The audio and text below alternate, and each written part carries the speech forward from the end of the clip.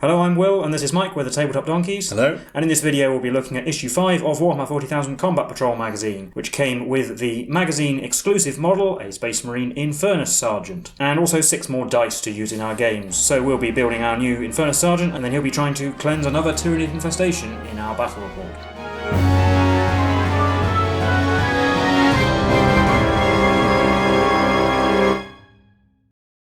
So looking inside the magazine first, we start off with the build instructions for the Infernus Sergeant. He's not a push-fit model, you do have to use glue to put him together. So if you don't have any glue, you will need to get some to build this model.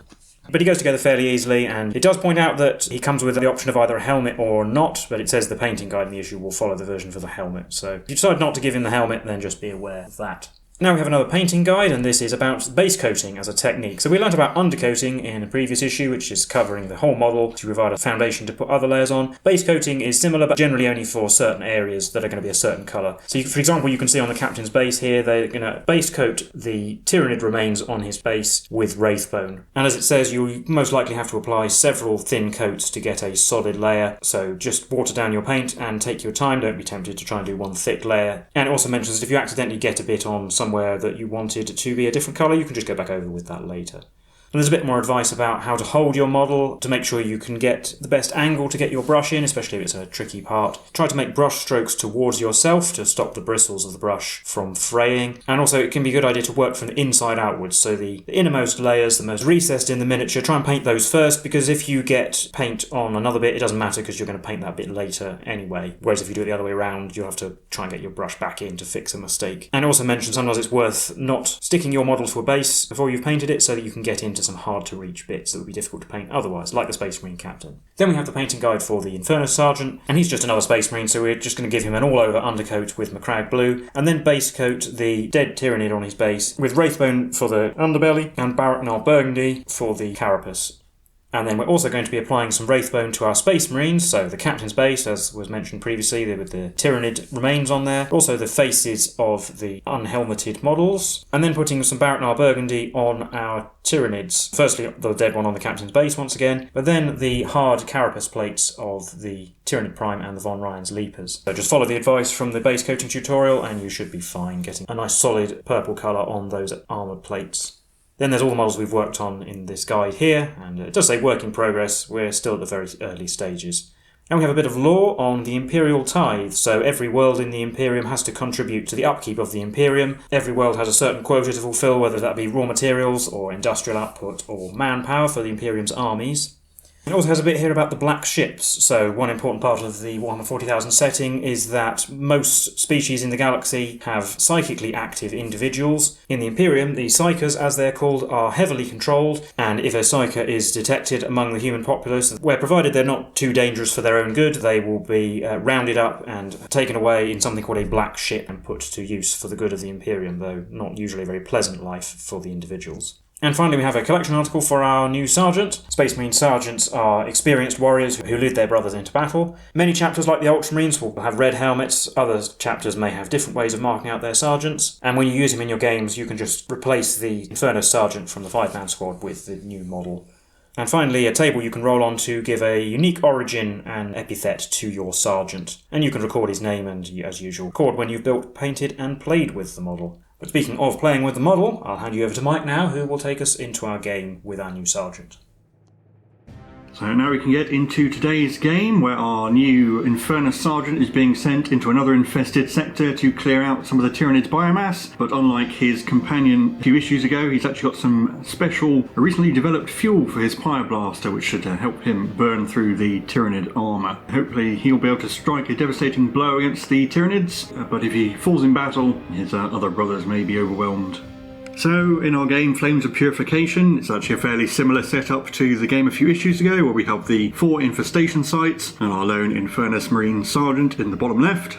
And this game will work pretty much the same way. On the Space Marine's turn, the Infernus Sergeant can stay where he is and shoot. He can move 1 space and shoot, or he can move 2 spaces, and he can only shoot at adjacent infestation sites. And then at the end of his turn, the infestation sites will hit him in the same way as the previous game, so they automatically hit him with 2 strength 2 hits. However, in this game he has 3 single-use profiles for his pyreblaster. So we have the default one, which is AP 0, and then he has one that's AP -1, one that's AP -2, and one that's AP -3. So this should help him burn through the tougher Tyranid armour.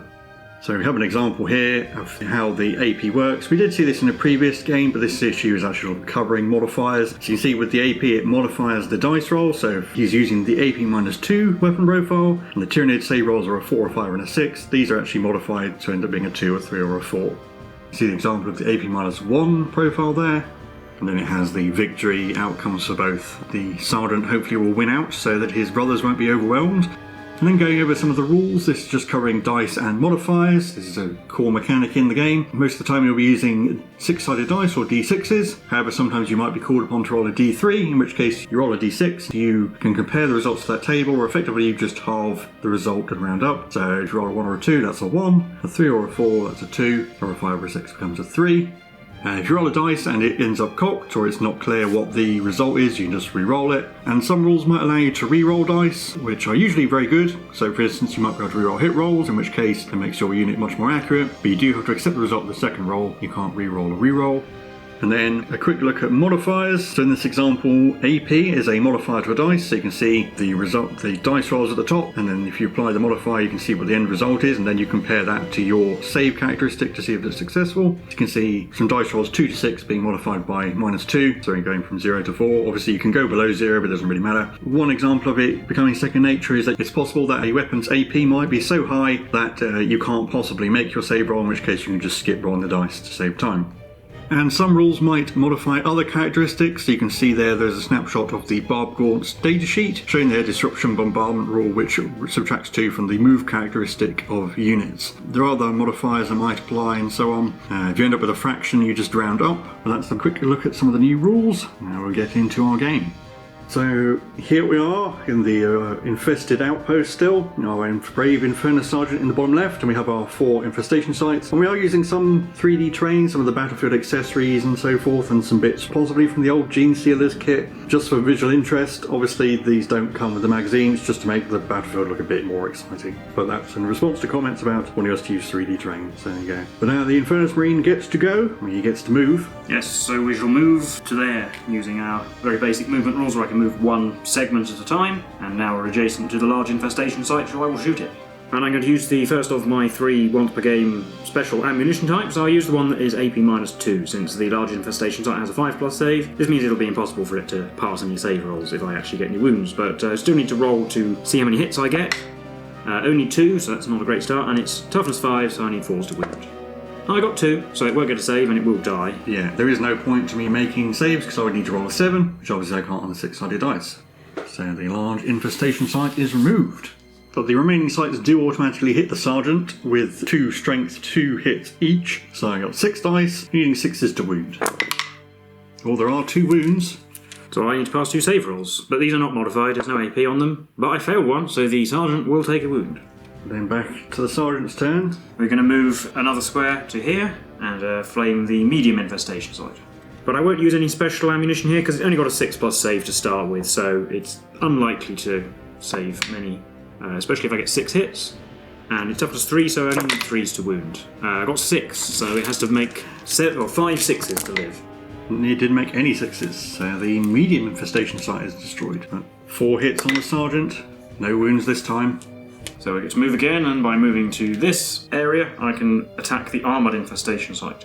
And I'll use my AP -3 canister here, because it has a 4+ save, so again, this will mean it gets no save if I do any wounds. But we only get 1 hit with it, unfortunately, which will wound on a 5, because it's higher toughness, no. Yeah, 4 attacks on the Sergeant, again, no wounds. Don't need to move again, I'm just going to flame it again. I'll use the remaining canister now, which is AP -1 as well. I got 6 hits with that one. And I'm looking for 5s to wound. And nothing. Armoured infestation site is proving tough not to crack. Oh, I do get a wound on the Sergeant. Does he make his save? He does. So we'll give it another flick of flame, but we're out of special ammunition now. I do get 6 hits though. Needing 5s. 1 this time. 4+ save. It passed, it's still intact. And I get another wound. Need to make my save. Oh, I did not. So unfortunately the Infernus Sergeant succumbs to the toxins and goes down before he's managed to clean the infestation out. Yeah, but we will play it again to see if the Sergeant can win, and maybe his special ammo will work a bit more effectively. So resetting the board. And let's try a different route this time. We're going to go this way for our first move, so we're still going to be flaying the large infestation site. I don't think I'm going to use any special ammunition this time, because 5+ save is still not brilliant, so we've got 4 hits, looking for 4s to wound, only getting 1. And it passed its save with a 5+. So there'll actually be 8 shots coming in at the Sergeant, but they don't get any wounds. So back to the Sergeant, and I'm going to move again actually, because I get to do a round of flaming regardless, and if I move over there then the small infestation site is easier to get rid of, and it will cut down the number of shots. It doesn't have a save at all, so I definitely don't need to use any ammo. We've got 4 hits. And 2s to wound, yes, there we go. So that's roasted. 6 hits coming in. Ooh, 1 wound. Save, made it. So I'm going to move to there this time. I'm in range of both of these sites, but I'll go for the large one because it's easier to kill. Because attacking the armoured one takes ages and I want to cut down the number of hits. So we've got 6 hits, which is good. I'm not using any special ammo.